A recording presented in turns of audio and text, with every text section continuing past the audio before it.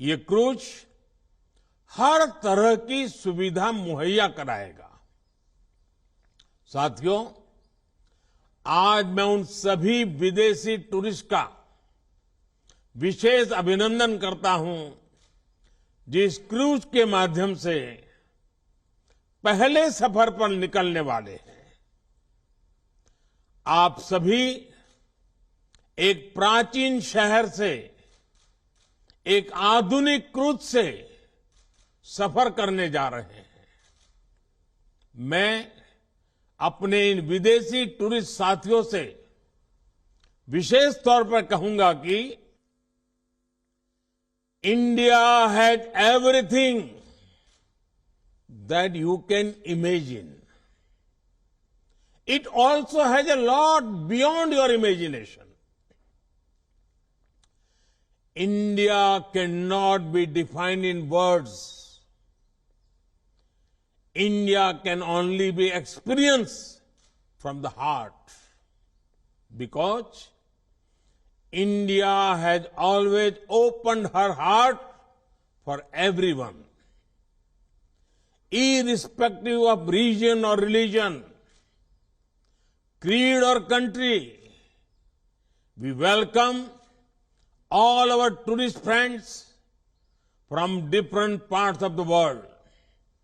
साथियों, एक क्रूज यात्रा एक साथ अनेक नए अनुभव लेकर आने वाली है।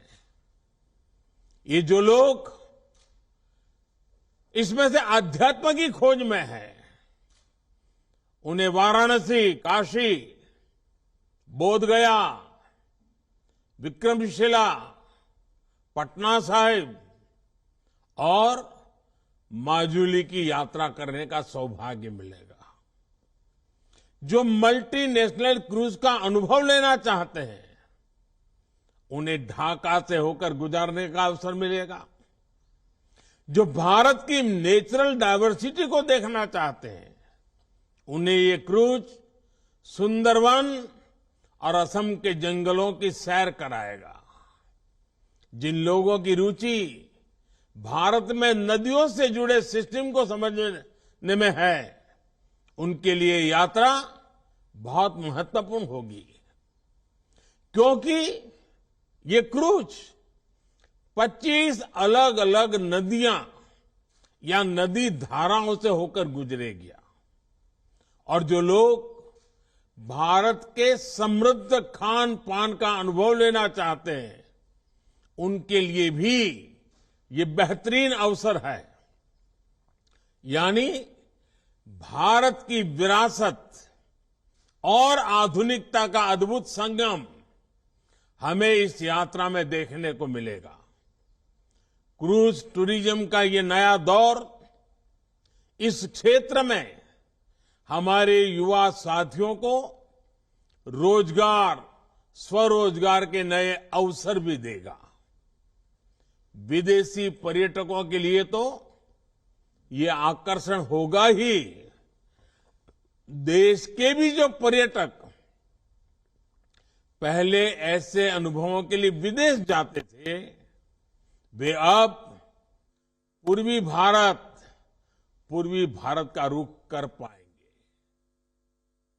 ये क्रूज जहां से भी गुजरेगा, वहां विकास की एक नई लाइन तैयार करेगा।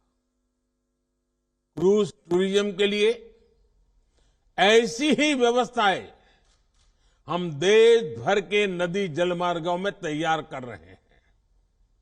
शहरों के बीच लंबे रिवर क्रूज के अलावा हम अलग अलग शहरों में छोटे क्रूज को भी बढ़ावा दे रहे हैं। काशी में भी इस प्रकार की व्यवस्था अभी चल रही है। ये हर पर्यटक वर्ग की पहुंच में हो, इसके लिए बजट से लेकर लग्जरी क्रूज तक हर प्रकार की सुविधाएं देश में विकसित की जा रही हैं।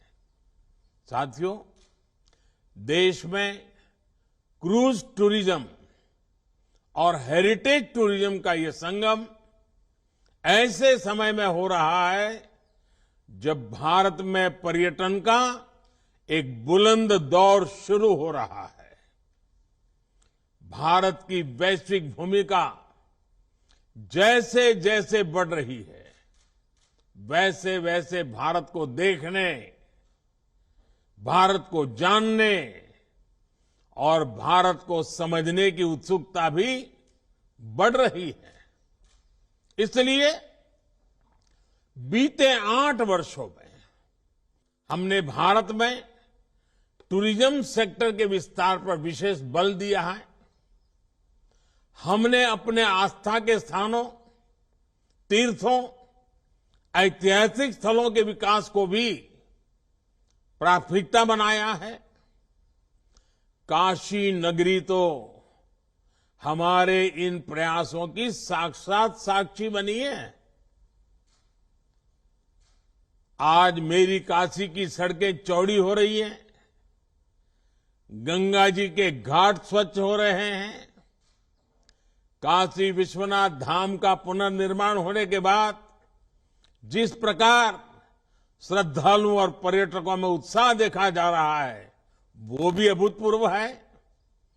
बीते वर्ष जितने श्रद्धालु काशी आए हैं, उससे हमारे नाविकों, रेहड़ी ठेले रिक्शा वालों, दुकानदारों, होटल गेस्ट हाउस चलाने वालों, सभी को लाभ हुआ है।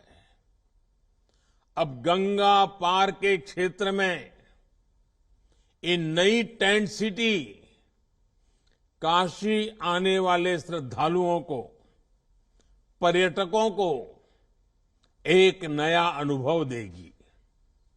इस टेंट सिटी में आधुनिकता भी है, अध्यात्म भी और आस्था भी है। राग से लेकर स्वाद तक बनारस का हर रस, हर रंग इस टेंट सिटी में देखने को मिलेगा। साथियों, आज का ये आयोजन 2014 के बाद से देश में जो नीतियां बनी, जो निर्णय हुए, जो दिशा तय हुई, उसका प्रतिबिंब है। 21वीं सदी का ये दशक भारत में इंफ्रास्ट्रक्चर के कायाकल्प का दशक है। इस दशक में भारत के लोग आधुनिक इंफ्रास्ट्रक्चर की जो तस्वीर देखना जा रहे हैं, जिसकी कल्पना तक किसी जमाने में मुश्किल थी, चाहे घर, टॉयलेट, बिजली, पानी, कुकिंग गैस, शिक्षण संस्थान और अस्पताल जैसा सामाजिक इंफ्रास्ट्रक्चर हो, डिजिटल इंफ्रास्ट्रक्चर हो, या फिर रेलवे, हाईवे, एयरवे और वाटरवे जैसा फिजिकल कनेक्टिविटी, इनसे जुड़ा हुआ इंफ्रास्ट्रक्चर हो, ये आज भारत के तेज विकास का, विकसित भारत के निर्माण का सबसे मजबूत स्तंभ है। सबसे चौड़े हाईवे, सबसे आधुनिक एयरपोर्ट, आधुनिक रेलवे स्टेशन, सबसे ऊंचे और लंबे पुल, सबसे ऊंचाई पर बनने वाली लंबी टनल से नए भारत के विकास का प्रतिबिंब हम सब अनुभव करते हैं। इसमें भी नदी जलमार्ग भारत का नया सामर्थ्य बन रहे हैं। साथियों, आज गंगा विलास क्रूज की शुरुआत होना भी एक साधारण घटना नहीं है। जैसे कोई देश जब अपने दम पर सैटेलाइट को अंतरिक्ष में स्थापित करता है, तो वो उस देश की तकनीकी क्षमता को दिखाता है।